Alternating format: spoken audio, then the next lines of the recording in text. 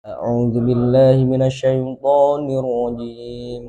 بسم الله الرحمن الرحيم.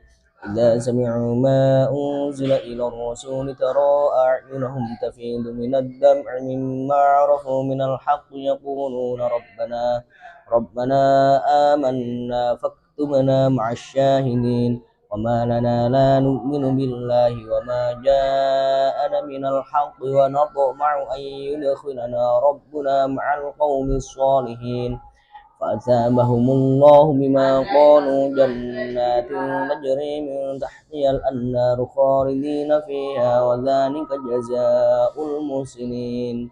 والذين كفروا وكذبوا بآياتنا أولئك أصحاب الجحيم.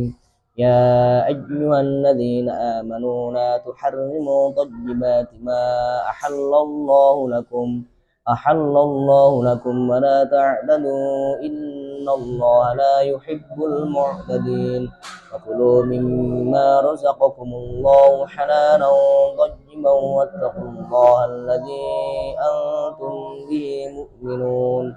لا يؤاخذكم الله باللغو في أيمانكم ولكن يؤاخذكم بما عقدتم الأيمان فكفارته إطعام 10 مساكين من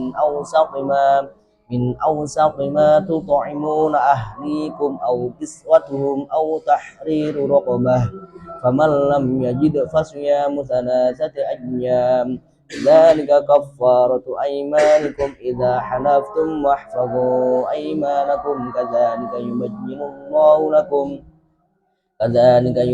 الله لكم آياته لعلكم تشكرون. يا